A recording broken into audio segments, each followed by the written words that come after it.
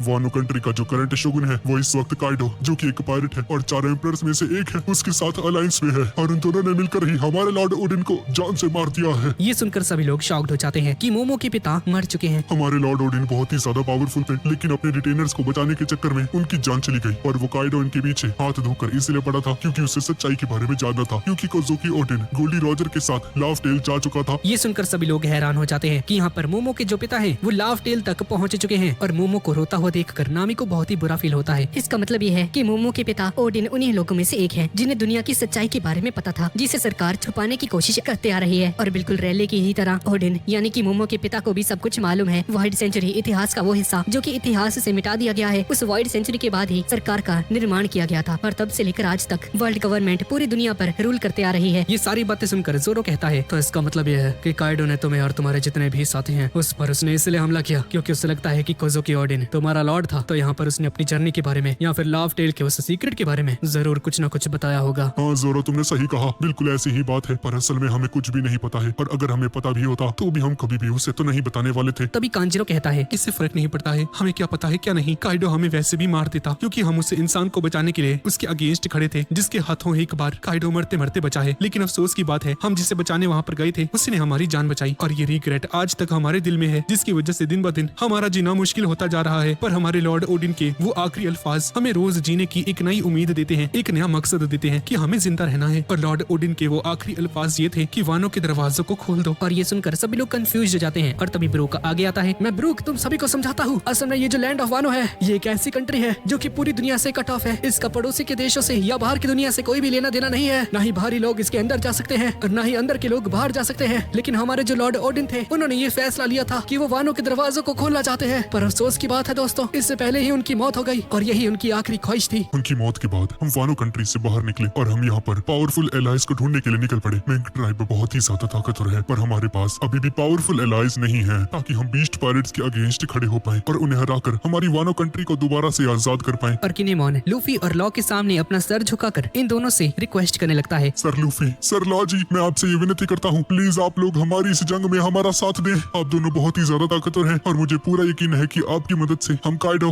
और वानो के शोगुन को दोनों को हरा सकते हैं। और किनेमोन कांजिरो और राइजो को इतनी ज्यादा विनती करता हुआ देखकर मोमो रोने लगता है और लूफी इसे देख रहा होता है और सभी लोग लूफी को देखने लगते हैं कि अब लूफी क्या करेगा। ठीक है, पर मैं इसके लिए इंकार करता हूँ। ये सुनकर सभी लोग हैरान हो जाते हैं। अरे ओ लूफी ढक्कन, ये क्या कह रहा है? हाँ, तो ऐसे मना कैसे कर सकता है? मैंने कहा नहीं तो नहीं। अरे पाजी तुसी पागल हो गया, थोड़ा स्क्रू हिल गया। वो सॉप लूफी को दबोच लेता है। पागल लूफी ढक्कन कहीं के, क्या तुम्हारे अंदर दिल गायब हो चुका है? हाँ, क्या तुम देख नहीं सकते ये लोग कितने मासूम हैं, कितने मजबूर हैं? हाँ, मेरे जैसा एक कमजोर और डरपोक इंसान भी इनकी मदद करने के लिए तैयार हो चुका है, तो आखिर तुम किस बेस पर मना कर रहे हो? हाँ, ये सभी लोग लूफी को फोर्स करने लगते हैं कि इनकी हेल्प करे, पर तभी लूफी खड़ा हो जाता है और बोलता है कि मोमो, क्या तुम हमेशा भीगी बिल्ली बनकर ही रहना चाहते हो? क्या तुम्हें दिखाई नहीं देता कि सिचुएशन क्या है? तुम बस हमेशा ऐसे ही रोते रहना चाहते हो? बहुत लीडर बनते हो ना खुद को छोटू से, अब संभालो अपनी लीडरशिप को, तुम इन सभी के लीडर हो, ये सभी लोग तुम्हें फॉलो करते हैं, इन सभी के इंचार्ज तुम हो मोमो, तुम्हें आकर मुझसे बात करनी होगी, मैं एक लीडर की बात को सुनूंगा ना कि उसके रिटेनर्स को। और लूफी को इतना ज्यादा हार्श होता हुआ देखकर नामी आती है और इस पर चमाट पे चमाट मारती है। ओ भाई साहब, कितने चमाट मार दिए भाई। लूफी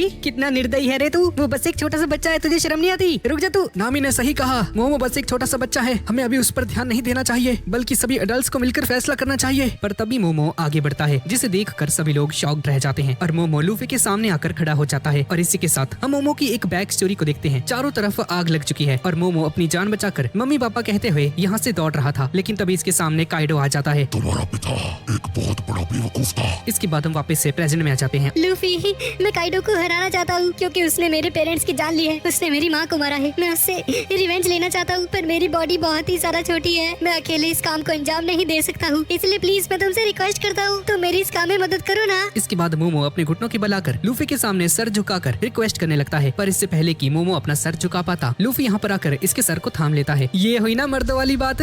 और मोमो की तरफ अपने हाथ को बढ़ाते हुए कहता है, चलो मोमो, हम दोनों टीम अप कर लेते हैं और काइडो को मुझ पर छोड़ दो। और मोमो के छोटे छोटे हाथ लूफी के इस हाथ को पकड़ते हुए कहने लगता है, मैं अपने दिल की गहराइयों से तुम्हारा शुक्रिया अदा करना चाहता हूँ लूफी, तुम्हारा शुक्रिया। तुम सोच भी नहीं सकते कि अभी तुमने मेरी कितनी ज्यादा मदद की है। अरे ओ छोटे बच्चे, चुप कर, अब कर दी ना तेरी मदद। और ये सब देखकर किनेमोन कहता है कि लूफी कमाल का है, जो चीज हम लॉर्ड मोमो में आज तक नहीं देख पाए, लूफी ने लॉर्ड मोमो के अंदर से उस चीज को बाहर निकाल दिया। हाँ, मैं समझा, तुम इस पायरेट की इतनी ज्यादा इज्जत क्यों करते हो। इसी के साथ एक न्यू अलायंस फॉर्म हो जाती है जो कि निंजा पायरेट, मिंक और सैमुराइज इन चारों से बनी होती है, जो कि अब वानों में जाकर धमाल मचाने वाले हैं। इसके बाद हम कैरेट को देखते हैं। आज कितना अच्छा दिन है ना। आज हमारे दोनों राजाओं ने हाथ मिला लिया है और अब चारों तरफ बस शांति ही शांति है। आपने सही कहा कैरेट। इसके बाद हम पेड्रो को देखते हैं, जो कि कहता है कि हाँ तुमने सही कहा कैरेट। इससे अच्छी बात और क्या हो सकती है कि इन दोनों ने हाथ मिला लिया है। और पेड्रो बताने लगता है कि मैंने सुना था कि पहले ये बहुत ही अच्छे दोस्त हुआ करते थे, पर दोनों जब एक लंबे सफर से वापस आए तो ये दोनों एक दूसरे के जानी दुश्मन बनकर रह गए। और यहाँ पर लूफी बताने लगता है कि हमारी ये अलायंस ये काइडो को हराने के लिए और वानों को आजाद करवाने के लिए पूरी तरह से सक्षम है। हमारा मकसद बस एक ही है, काइडो को जान से मार देना। और साथ ही में मैं तुम सभी से एक बात कह देना चाहता हूँ कि आप लोग आगे से मेरे सामने मत झुकना, क्योंकि हम सभी लोग अभी एक अलायंस में हैं और अब तुम सभी लोग मेरे दोस्त हो, तो मेरे सामने आगे से सर मत झुकाना, ठीक है ना। और मेरी एक और शर्त है। सर लूफी जी, वो कौन सी शर्त है? हाँ, मेरा एक दोस्त अभी मेरे साथ नहीं है, तो मैं सबसे पहले उसे लेने जाऊंगा और उसके बाद ही हम वानों में जाएंगे। जिस पर कैट वाइपर कहता है कि कहीं आप सांजी की बात तो नहीं कर रहे हो ना। हाँ तुमने सही कहा वाइपर एनिमे एक्सप्लेन्ड। वो इस वक्त अभी थोड़ी मुश्किल में है और मैं वहाँ पर जाकर उसे बचाऊंगा, क्योंकि वो अकेला ही 1000 लोगों के बराबर है और इस बैटल में हमारे बहुत ज्यादा काम आने वाला है। ये सुनकर जोरो को मिर्ची लग जाती है। आखिर उस बेवकूफ बावर्ची की कौन है फिक्र करता है। अगर वो बावर्ची 1000 लोगों के बराबर है तो मैं तो 2000 लोगों के बराबर हूँ। हाँ तुम हो ही। जोरो छोटी बच्ची, हाँ चिढ़ गया तू। और डॉग स्टॉर्म लूफी से कहता है कि तुम्हें भूलना नहीं चाहिए कि तुम्हारा पंगा बिग मॉम पायरेट्स से है। अरे यार चिंता मत करो, मैं वहाँ पर उससे फाइट करने के लिए नहीं जा रहा हूँ। और दूसरी बात, मेरे साथ लॉयन वाइपर भी होगा। क्या लॉयन वाइपर? ये कौन है? और अभी लूफी यहाँ पर पैकॉम्स की बात कर रहा होता है और ये सुनकर कैट वाइपर जोर से हंसना शुरू कर देता है। अब इसके बाद हम जैक को देखते हैं। जैक अभी बहुत ही ज्यादा खतरनाक प्लानिंग बना रहा होता है। इस बार मैं मिंक ट्राइब नहीं, पूरी की पूरी जुनीशिया को ही खत्म कर दूंगा, सभी लोगों को जान से मार दूंगा। और अपनी पूरी फौज को लेकर जैक जुनीशिया की तरफ आगे बढ़ जाता है। और यहाँ पर लूफी कैट वाइपर से पूछने लगता है कि क्या तुम लोग शैंक्स को जानते हो क्या तुम उससे कभी मिले हो? जिस पर कैट वाइपर कहने लगता है कि हाँ हम जानते हैं उसे। ये सुनकर लूफी हैरान हो जाता है। भाई क्या तुम सभी लोग उसे जानते हो क्या? जिस पर सभी लोग हाँ में जवाब देते हैं। ये सुनकर लूफी एक्साइटेड हो जाता है और ये सभी लोग लूफी को बताते हैं कि ये लोग शैंक्स को इसलिए जानते हैं क्योंकि ये लोग पहले गोल्डी रॉजर के साथ ट्रैवल कर चुके हैं। ये सुनकर लूफी का रिएक्शन देखने लायक होता है और हैरानी के साथ कहने लगता है, भाई और कितने सीक्रेट्स हैं जिसका मुझे पता ही नहीं है। क्या इसका मतलब ये है कि तुम रॉजर पायरेट्स के क्रू मेंबर्स थे? जिस पर ड्यूक बोलता है कि हाँ तुम ऐसा कह सकते हो, पर नहीं भी कह सकते हो, क्योंकि तभी लोग लॉर्ड ओडिन के रिटेनर्स थे और वो जहाँ भी जाते थे उन्हें फॉलो करना पड़ता था। ये लोग तो एक बार व्हाइट बियर्ड पायरेट्स के साथ भी ट्रैवल कर चुके हैं। ये सुनकर सभी लोग हैरान हो जाते हैं और तभी उसॉप एक पेन और कॉपी बाहर निकालता है। अरे एक मिनट यार, जरा धीरे बोलो, मुझे सब कुछ नोट करना होगा। और कैट वाइपर आगे बताने लगता है कि हमने कभी भी रॉजर के क्रू को तब ज्वाइन नहीं किया हुआ था जब वो लोग लाफ टेल तक पहुंच गए थे, लेकिन इन्हें इतना याद है कि हम बगी और शैंक्स के साथ उनकी शिप पर ट्रैवल किया करते थे। उसॉप सब कुछ नोट डाउन कर लेता है। अच्छा तो तुम्हारे कहने का ये मतलब है कि सबसे पहले तुम्हारा वो लॉर्ड ओडिन और यहाँ पर ये कैट वाइपर और ड्यूक डॉगस्टॉर्म, तुम सभी लोग व्हाइट बियर्ड पायरेट्स के साथ मिलकर ट्रैवल करते थे और आगे चलकर तुम सभी ने रॉजर के क्रू को ज्वाइन कर लिया, लेकिन किसी रीजन के चलते तुम लोग लाफ टेल तक नहीं पहुंच पाते हो। हाँ, ऐसा ही कुछ है। डॉक और ड्यूक अपने पुराने दिनों को याद करने लगते हैं और उन्हीं में खो जाते हैं और वही दोस्ताना यानी कि दोस्ती याराना इन दोनों में दोबारा से शुरू हो जाता है और गले में हाथ डालकर दोनों झूमना शुरू कर देते हैं। और तभी लूफी किनेमोन और सभी से पूछता है, ओए किनेमोन कांजरो, इसका मतलब तुम सभी ने भी इनके साथ ट्रैवल किया था क्या? नहीं लूफी पाची, हम सभी लोग किसी रिस्ट्रिक्शन की वजह से वानों में ही रुक गए थे। और फ्रैंकी कैट और ड्यूक से कहता है, ਓਏ ਕੁੱਤੇ ਬਿੱਲਿਓ ਤੁਸੀਂ ਗੋਲਡੀ ਰੋਜਰ ਦੀ ਸ਼ਿਪ ਤੇ ਟਰੈਵਲ ਕੀਤਾ ਹੈ ਨਾ ਤਾਂ ਤੁਸੀਂ ਦੋਨਾਂ ਨੂੰ ਤਾਂ ਪਤਾ ਹੀ ਹੋਗਾ ਕਿ ਓਰੋ ਜੈਕਸਨ यानी कि जो गोल्डी रॉजर ਦੀ ਸ਼ਿਪ है ਉਹਨੂੰ ਮੇਰੇ ਮਾਸਟਰ ने बनाया ਸੀਗਾ है ना। जिस पर ये दोनों शॉक्ड हो जाते हैं। अरे यार वो सब तो ठीक है, पर मुझे ऐसा लग रहा है कि हम लोग गलत दिशा में ट्रैवल कर रहे हैं, क्योंकि जो क्रॉकस था उसने हमें बताया था कि अगर तुम लॉग पोस्ट को सही तरीके से फॉलो करते रहोगे तो ये तुम्हें सबसे एंड वाले आइलैंड पर लेकर जाएगा, यानी कि लाफ टेल। और अगर क्रॉकस सही कह रहा है तो भाई यहाँ पर रोड पॉनी क्लिफ्स की क्या जरूरत है? जिस पर डॉग स्टॉर्म बताने लगता है कि क्रॉकस ने तुम्हें जो कुछ भी बताया वो गलत नहीं था। लॉग पोज हमेशा तुम्हें एक सही डायरेक्शन में गाइड तो करेगा, लेकिन लाफ टेल की जो एग्जैक्ट लोकेशन है वो तुम्हें रोड पॉनीग्लिफ्स की हेल्प से ही मिलेगी। तुम सिर्फ लॉग पोज पर डिपेंड नहीं रह सकते हो कि वो तुम्हें सही डायरेक्शन तक लेकर जाएगा। और ये सुनकर नामी समझ जाती है कि लोग सही जा रहे हैं और ड्यूक नामी की तारीफ करता है और कहता है कि तुम एक शार्प नेविगेटर हो, काफी ज्यादा समझदार और काफी ज्यादा टैलेंटेड भी हो। ये सुनकर लूफी नामी के पास आ जाता है। क्या बात है नामी, छा गई तू तो। पता नहीं भाई इन लोगों ने क्या कहा, पर अच्छा ही कहा है, छा गई तू तो यार, शाबाश शाबाश। और लूफी जोर जोर से नामी की पीठ थपथपाने लगता है, जिसकी वजह से नामी को गुस्सा आ जाता है और लूफी को भून कर रख देती है। ज्यादा नहीं हो रहा तेरा है, इतनी जोर से मारती है। अरे यार मैं तो बस तुम्हें शाबाशी दे रहा था, छोड़ दो भाई। अच्छा सॉरी सॉरी। साले रुक, तू तेरा बहुत हो रहा है अब। और मोमो भी आगे बढ़ते हुए सभी को बताने लगता है, वैसे क्या मैं भी तुम्हें एक कमाल की चीज बताऊं क्या? मैं भी गोल्डी रॉजर के साथ ट्रैवल कर चुका हूँ उसकी शिप के ऊपर, पर तब मैं बहुत ही ज्यादा छोटा हुआ करता था, इसलिए मुझे याद नहीं। अरे ओ बकवास करना बंद कर, साले झूठे कहीं के। तू अभी भी छोटा ही है। रॉजर को किंग ऑफ द पायरेट बने हुए 22 साल हो चुके हैं और तुम खुद जो कि अभी सिर्फ 8 साल के हो, वो भला उसके साथ ट्रैवल कैसे कर सकता है? बेवकूफ बच्चे, चुप। अब किनेमोन डिसाइड करता है कि ये वानो जाएगा और ज्यादा से ज्यादा सैमुराइज को इकट्ठा करेगा ताकि वो लोग भी लूफी हमारा इस जंग में साथ दे पाए। जिस पर कैट वाइपर कहता है कि हाँ मैं भी समझ चुका हूँ और अब मैं व्हाइट बियर्ड पायरेट के फर्स्ट डिवीजन के कमांडर मार्को द फिनिक्स को यहाँ पर लेकर आऊंगा। और सभी लोग मार्को का नाम सुनकर बहुत ही ज्यादा खुश हो जाते हैं क्योंकि मार्को बहुत ही ज्यादा ताकतवर होता है, जैसा कि पहले हमने मरीन फोर्ड में देखा था। अब सभी लोग मार्को के बारे में बात करने लगते हैं कि वो एक बहुत ही ज्यादा ताकतवर इंसान है और एक अच्छा बैकअप प्रोवाइड कर सकता है। लेकिन अपना लूफी जो कि दिमाग से पैदल है, लूफी अपना सर पकड़ कर बैठ जाता है। मार्को कौन है भाई ये? मार्को याद नहीं आ रहा, सुना सुना लग रहा है। अरे लूफी तुम भूल गए क्या? उसने बहुत ही रेयर टाइप का डेविल फ्रूट खाया था, क्या तुम्हें कुछ याद आया? अरे लूफी भूल गया क्या मरीन फोर्ड की वॉर को? तुम उससे पहले मिल चुके हो और उसने तुम्हारा बहुत ज्यादा साथ भी दिया था। सभी की मेहनत बेकार हो जाती है और लूफी को याद नहीं आता। तभी रॉबिन पीछे से आती है। लूफी उसका फेस किसी पाइनएप्पल के जैसा लगता है। और ये बात सुनकर लूफी को याद आ जाता है। अरे हाँ भाई, समुद्र के अंदर पाइनएप्पल का घर, पाइनएप्पल जैसी शक्ल वाला मार्को। अरे हाँ भाई, वो तो बहुत ही ज्यादा ताकतवर था सच में, और उसका डेविल फ्रूट भी बहुत ही ज्यादा ताकतवर था। मैं उससे जरूर दोबारा मिलना चाहूंगा और उसका शुक्रिया अदा भी करना चाहता हूँ। उसने मरीन फोर्ड की वॉर में मेरा बहुत ज्यादा साथ दिया था। और तभी कैट वाइपर सभी को बताने लगता है कि सुनने में आया है कि मार्को की फाइट ब्लैक बियर्ड के पूरे क्रू मेंबर्स के साथ हुई थी, जिसके बाद वो पूरी तरीके से हार गया। और तब से ही उनके सभी कमांडर्स अभी इस वक्त कहाँ पर हैं, इसके बारे में किसी को भी कुछ भी मालूम नहीं है। लेकिन अगर इस वक्त मार्को जिंदा है तो मैं अच्छे से जानता हूँ कि वो मुझे कहाँ पर मिलेगा। अब इसके बाद एक मीटिंग को रखा जाता है और सभी लोग डिसाइड करते हैं कि कौन कहाँ पर क्या करने जाने वाला है। सबसे पहले किनेमॉन कहता है कि मैं वानो जाऊंगा और वहाँ पर जाकर हमारे जितने भी सैमुराइज हैं उन्हें रिक्रूट करूंगा और आने वाली जंग के लिए तैयार करूंगा। पर अगर तुम वानो ऐसे अकेले गए तो काइडो तुम्हें पकड़ लेगा किनेमॉन, उसके बाद शायद तुम मारे जाओ। तो फिर एक काम करो, क्यों ना तुम मेरी सबमरीन के अंदर बैठकर मेरे साथ चलो किनेमॉन, और अगर तुम्हें वहाँ पर कोई खास जगह मालूम हो छिपने के लिए तो ये हमारे लिए बहुत ही ज्यादा अच्छा होगा और वहाँ पर छिपे रहकर हम हमारे बाकी साथियों का इंतजार भी कर सकते हैं। और कैट वाइपर कहता है कि ये सही है और मैं मार्को को लेने के लिए जाऊंगा और स्टॉहेट लूफी सांजी को लेने के लिए जाएगा। सब कुछ डिसाइड हो जाता है और तभी लॉ के सभी टीममेट्स यहाँ पर आ जाते हैं और सभी लोग राइजो से मिलकर बहुत ही ज्यादा खुश हो जाते हैं और यहाँ पर जश्न का बंदोबस्त किया जाता है। और लूफी पार्टी का नाम सुनते ही वहाँ पर एंजॉय करने के लिए जाने लगता है, पर तभी नामी इसका रास्ता रोक लेती है। लूफी रुक जाओ, हमें कुछ इंपॉर्टेंट बात करनी है। पार्टी पार्टी क्या बात है? लूफी नामी को इग्नोर कर देता है और आगे बढ़ जाता है। अरे नामी बाद में भी तो बात कर सकते हैं, अभी पार्टी करते हैं। साले लूफी पहले भी पार्टी कर चुके हैं हम, जब देखो पार्टी पार्टी। सांजी वापस से लेके आना, बेहतर यही होगा कि अभी हम सांजी पर फोकस करें। पर एक सेकंड नामी, क्या तुम मेरे साथ आ रही हो क्या? वाह क्या सीन है भाई लूफी के पास। तुम न्यू वर्ल्ड में एक नेविगेटर के बिना ट्रैवल नहीं कर सकते हो। चॉपर भी आ जाता है। ठीक है, मैं पैकॉम्स को ट्रीट करूंगा। और लूफी अगर रास्ते में तुम्हें कुछ हो गया तो तुम्हें एक डॉक्टर की भी जरूरत पड़ेगी, इसलिए मैं भी तुम्हारे साथ चलूंगा। इसी के साथ ब्रूक भी कहने लगता है हाँ, और रास्ते में अगर तुम बोर हो गए तो तुम्हारे मनोरंजन के लिए हाजिर है ब्रूक। वैसे तेरी कोई जरूरत है नहीं ब्रूक, तू यहाँ पे रह सकता है चाहे तो। जिस पर ब्रूक को गुस्सा आ जाता है। हे चुप करो, नामी की बच्ची मैं जानता हूँ तुम क्यों जा रही हो। तुम्हें इस बात का रिग्रेट है ना कि तुम सांजी को बचा नहीं पाई, बस इसीलिए उसकी मदद करने के लिए जा रही हो। अब बिल्कुल मेरी तरह तो ना कहकर मेरी फीलिंग्स को हर्ट मत करो। और अब इन चारों की टीम बन जाती है जो कि सांजी को छुड़ाने के लिए होल किक आइलैंड यानी कि मामा की टेरिटरी में जाने वाले हैं। और उस ऑफ फ्रैंकी और बाकी सभी लोग जो बच चुके हैं सभी लोग लूफी को फेयरवेल कहने लगते हैं। लूफी पाजी अपना ख्याल रखना और सांजी को वापस लेकर ही लौटना। हाँ चिंता मत करो किनेमॉन, हम इसीलिए वहाँ पर जा रहे हैं, हम सांजी को वापस लेकर ही लौटेंगे।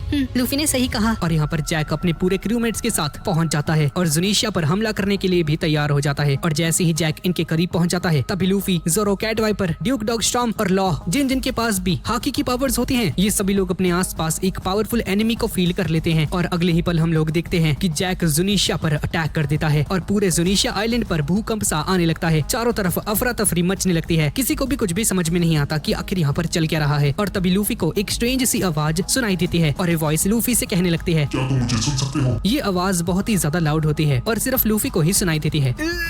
आखिर तुम कौन हो भाई, कौन चला रहा है ये, और तुम कहाँ से बोल रहे हो? और लूफी को इतना ज्यादा अजीब बिहेव करता हुआ देखकर सभी लोग हैरान हो जाते हैं और मोमो भी अपने कान पकड़कर बैठ जाता है। और लूफी को रियलाइज हो जाता है कि असल में सिर्फ ये खुद और मोमो ही हैं जो कि इस आवाज को सुन पा रहे हैं। अब जैक आते ही तोप के गोले फेंकना शुरू कर देता है और यहाँ पर ये वॉइस बार बार लूफी से कह रही थी अगर तुम मुझे सुन सकते हो और अगर तुम वहाँ पर हो तो प्लीज जल्दी करो। ये आवाज तो बहुत ही ज्यादा लाउड है। ड्यूक और कैट भी ये देखकर हैरान रह जाते हैं और लूफी को देखकर कहते हैं कि क्या तुम भी इस आवाज को सुन सकते हो? ये कैसे हो सकता है? लूफी अपने कानों को पकड़ लेता है और चिल्लाकर कहता है पहले ये बताओ कि तुम हो कौन? और ये आवाज किसी और की नहीं बल्कि जुनीशिया की थी। अब जैक यहाँ पर लगातार फायरिंग करते हुए कहता है ये एक लिविंग लेजेंड है, लेकिन वक्त के साथ साथ ये भी बहुत ज्यादा कमजोर हो चुका है। और जैक का प्लान ये था कि ये जुनीशिया के एक पैर को बुरी तरह से इंजर्ड करके जुनीशिया को ही यहाँ पर गिरा दे, जिससे कि बिना कुछ किए ही पूरी की पूरी मिंक ट्राइब तबाह हो जाएगी। जुनीशिया चिल्लाते हुए कहने लगती है कि प्लीज अगर तुम यहाँ पर हो और मुझे सुन पा रहे हो तो प्लीज मेरी मदद करो। ये सुनकर लूफी का दिमाग खराब हो जाता है। अरे यार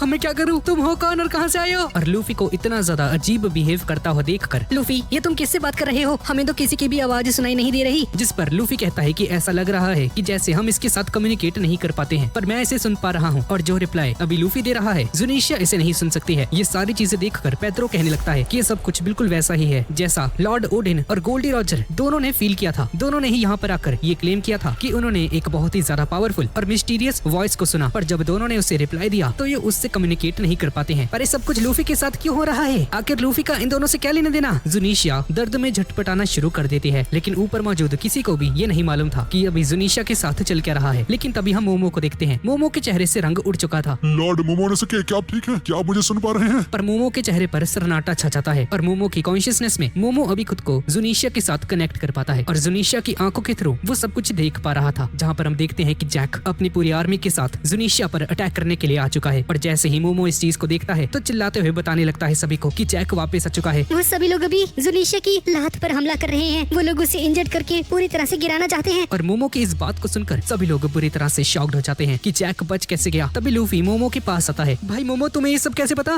मैं नहीं जानता है, मेरे सामने बस एक विजन आया और ये बिल्कुल ऐसा लग रहा था कि जैसे मैं खुद जुनीशिया के थ्रू ये सब कुछ देख पा रहा हूँ। कैट और ड्यूक कहने लगते हैं कि अब जब जैक वापस आ ही चुका है तो चलो अब उससे हिसाब बराबर किया जाए उसकी मौत से, और सभी सोल्जर्स को काउंटर अटैक परफॉर्म करने के लिए ऑर्डर दे देता है। लेकिन यहाँ पर जुनीशिया पर दोबारा से हमला हो जाता है और पूरी जमीन कांपने लगती है। और इस बार लूफी और मोमो दोनों को ही बहुत ज्यादा पावरफुल वॉइस सुनाई देती है और जुनीशिया खुद मोमो से कहने लगती है कि प्लीज अगर तुम मुझे सुन पा रहे हो तो मुझे ऑर्डर दो, अगर मैं कोलैप्स कर गया तुम सभी लोग मर जाओगे। और मोमो सभी को बताने लगता है अभी लूफी और मैं जिस आवाज को सुन पा रहे हैं वो और किसी की नहीं बल्कि खुद जुनीशिया की है। ये सुनकर सभी लोग हैरान हो जाते हैं और जुनीशिया दोबारा से मोमो से कुछ कहता है। सुनो सभी लोग, अभी जुनीशिया ने मुझसे कहा कि हजारों साल पहले इसने एक बहुत बड़ा क्राइम किया था जिसकी वजह से इसे सजा मिली और उस पनिशमेंट के चलते तब से बिना रुके जुनीशिया बस ट्रैवल करता जा रहा है। लेकिन जुनीशिया अभी मोमो से कहता है कि मैं चाहता हूँ कि अभी मुझे बस ऑर्डर दिया जाए कि मैं फाइट बैक कर सकूं, प्लीज बस एक बार। जुनीशिया फाइट बैक के लिए ऑर्डर्स चाहती है। साले मोमो, मुंह क्या देख रहा है? ऐसा लग रहा है कि जैसे तुम्हारी आवाज उस तक पहुंच सकती है तो उसे फाइट बैक करने के लिए ऑर्डर्स दो, क्योंकि जुनीशिया ज्यादा देर तक ये सब कुछ झेल नहीं पाएगी और अगर एक बार जुनीशिया कोलैप्स कर गया तो उसके साथ साथ हम भी पानी में गिर जाएंगे। ये सुनते साथ ही मोमो चिल्लाकर कहता है कि हाथी, मैं तुम्हें ऑर्डर्स देता हूँ कि तुम यहाँ पर फाइट बैक कर सकते हो और हमारे सभी दुश्मनों को मिटा कर रख दो। और जुनीशिया बस इस ऑर्डर का ही इंतजार कर रही थी और तभी इसकी आंखें ग्लो करने लगती हैं।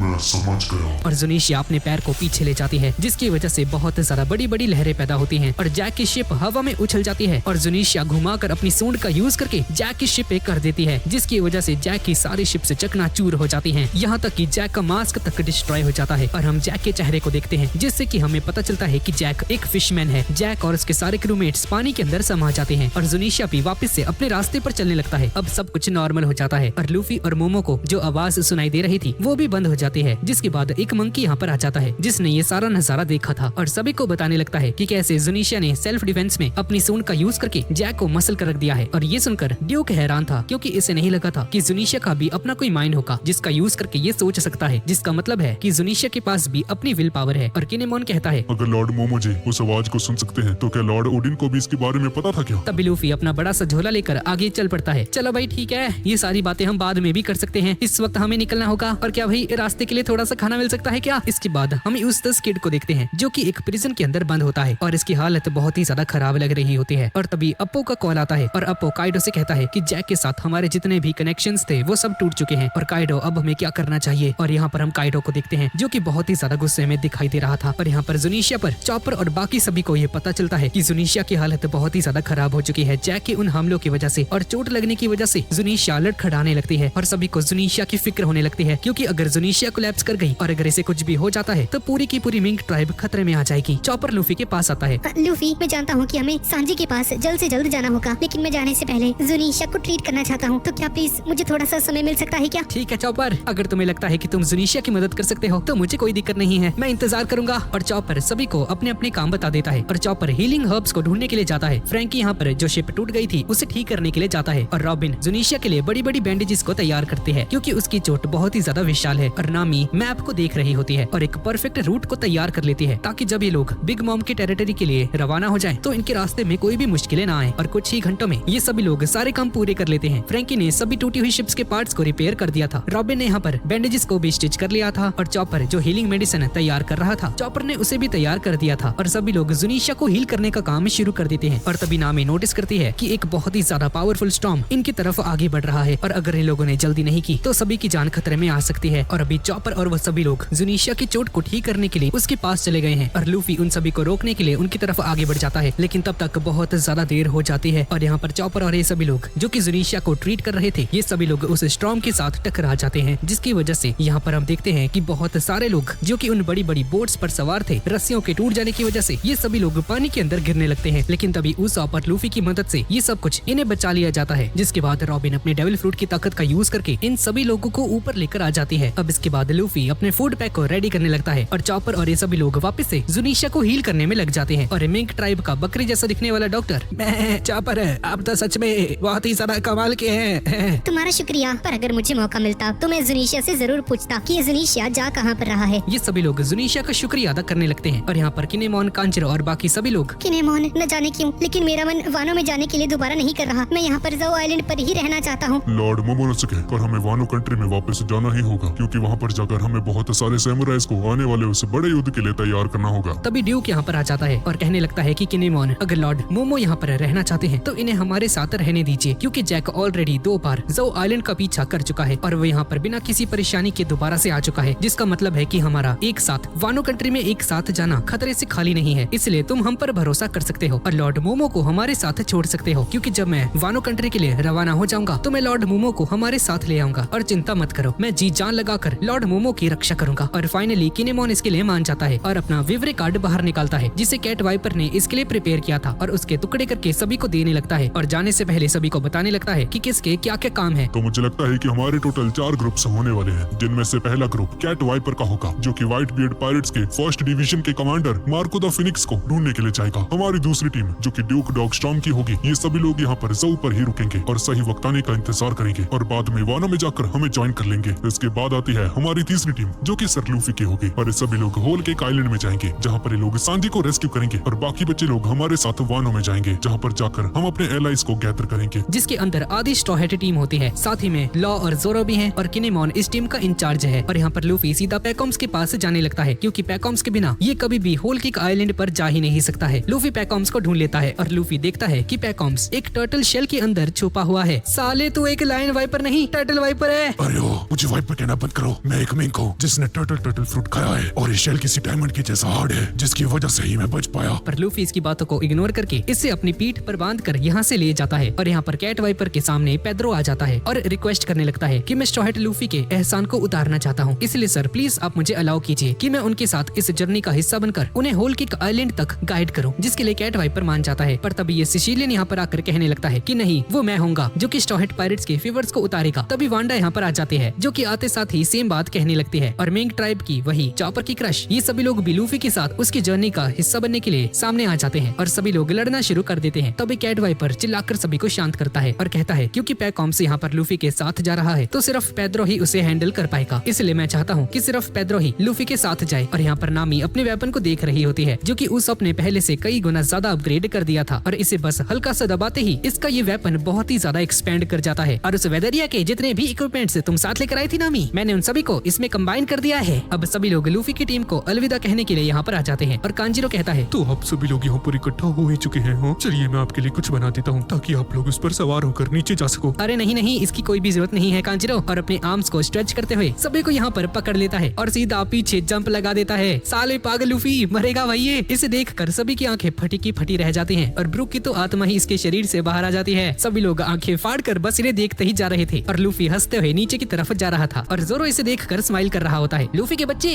एक बात का ख्याल रखना, तुम्हारा सामना बिग मॉम पायरेट से है जो कि एक एम्परर है, तो जाहिर है वो बहुत ही ज्यादा स्ट्रांग होगी, तो अपना ख्याल रखना। हाँ ठीक है, मैं समझ गया सब, ध्यान रखना अपना भी। हम सांजी को वापस लेकर तुम सभी से वानो किंगडम में मिलते हैं। और बोलते ही लूफी और इसकी पूरी टीम नीचे गिरने लगती है लाइट की स्पीड से और नामी, चॉपर और इन सभी की हालत खराब हो जाती है और इसी के साथ लूफी और इसकी पूरी टीम होल केक आइलैंड के लिए अपने सफर की शुरुआत कर देती है।